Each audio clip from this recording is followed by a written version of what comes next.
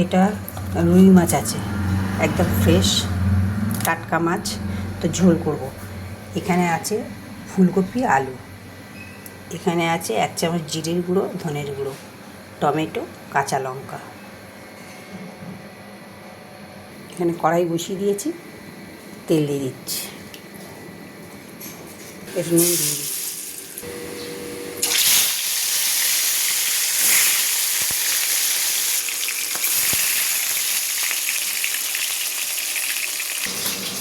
এক চামচ হলুদ গুঁড়ো, 1 চামচ লঙ্কার গুঁড়ো, জিরে ধনের গুঁড়ো, সব 1 চামচ করে জল দিয়ে গুলে রেখে দেবো।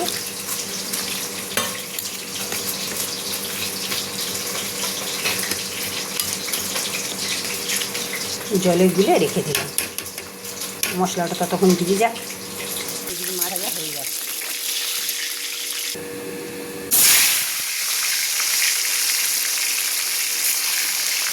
মাথাও ভাজা হয়ে গেছে, তুলে নেবে।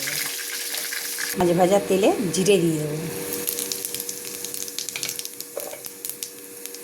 পেঁয়াজ দিয়ে দেবো,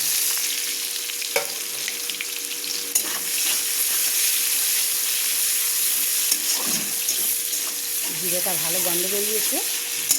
পেঁয়াজটা একটু লাল লাল করে ভাজা হবে। পেঁয়াজটা ভাজা হয়ে যায়, সব সবজিগুলো দিয়ে দিলাম।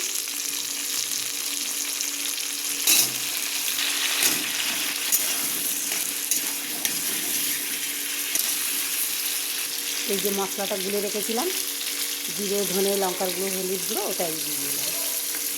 টমেটো, কাঁচা লঙ্কা, সব কিছু দিয়ে এবার ভালো করে কষিয়ে নেব।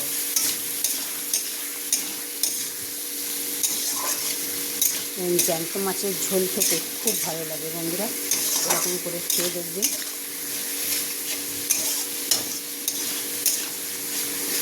কষানো হয়ে গেছে, এবার জল দিয়ে দিচ্ছি, একটু গরম জল দিলাম। এখানে আমি জল একটু বেশি দিয়েছি, কেন পাতলা ঝোল করব। ঝোলটা ফুটে গেছে, এবার এক এক করে সব মাছগুলো দিয়ে দেব।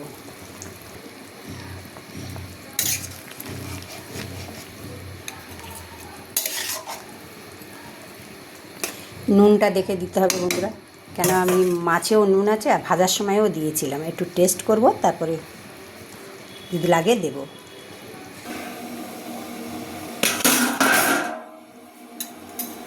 দেখুন বন্ধুরা, কত সুন্দর হয়ে গেছে মাছের ঝোলটা।